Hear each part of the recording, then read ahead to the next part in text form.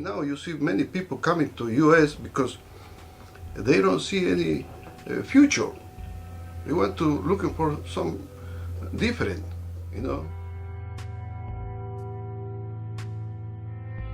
The Guatemala government are supposed to take care of the citizens.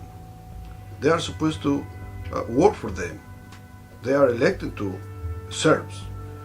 But in Guatemala, I don't see that.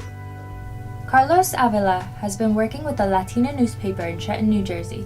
He worked for the Trentonian for more than 10 years. Over the years, he has been able to come to know the Hispanic community in New Jersey and understand the struggles they overcome.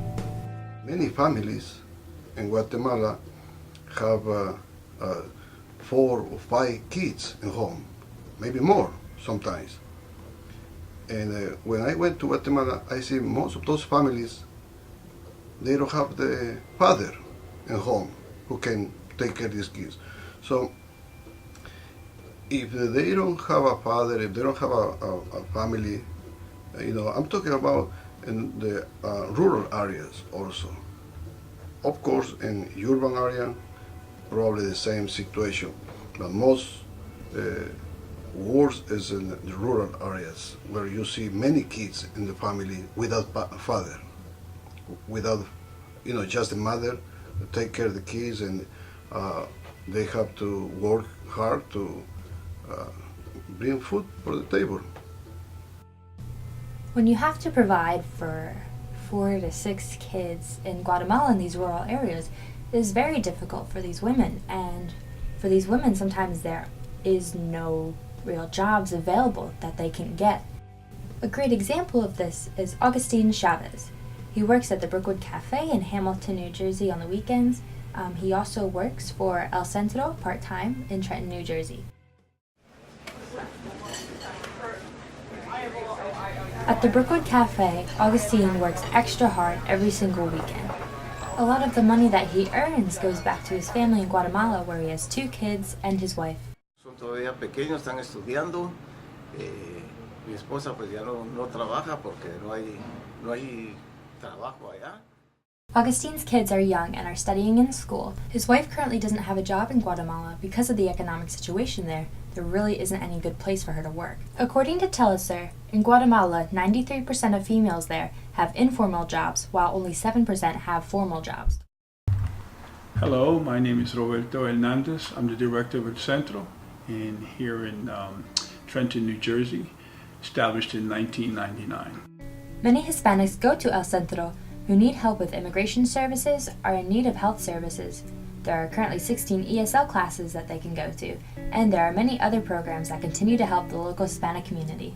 Like many immigrants came, the men came first, trying to establish opportunity, work, find jobs and things of that nature, so that then they could send for their families. Unfortunately, what winds up happening, there are other situations that pull these men into issues of drug and alcohol dependency, loneliness, depression. One of the main struggles that Roberto Hernandez sees at El Centro is the problem when there's women in Guatemala and then the husband comes over to earn money for the family, but when they're here sometimes they end up getting a second wife, or they marry again, or they have a girlfriend again. So now this guy will have a family in Guatemala, and maybe the woman that he marries here in the US will have a kid. Now this family that is in America, to the man, might not be seen as the official family, because his real family in his head is in Guatemala, and that is the one he is really working in America for to send money back to. Now this can create many different emotional problems for the woman, whether the woman here in America or the woman back in Guatemala, and even for the children. The children in America might not be seen as the official children, and it might be lacking in a lot of love. Now this would put the women that are in Guatemala in an awkward situation, because they are receiving money from their husband, and as long as this money is continuing to provide for their children and provide for her, they might not say anything about the situation.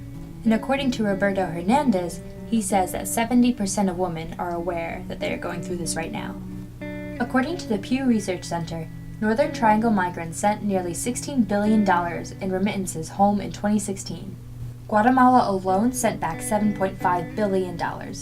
Roberto Hernandez, the director of El Centro, said that this statistic does not surprise him at all. A statistic like this only makes sense because of the money Guatemalans in the United States are making and are continuously sending back to Guatemala to provide for their children, and the women struggling to find jobs.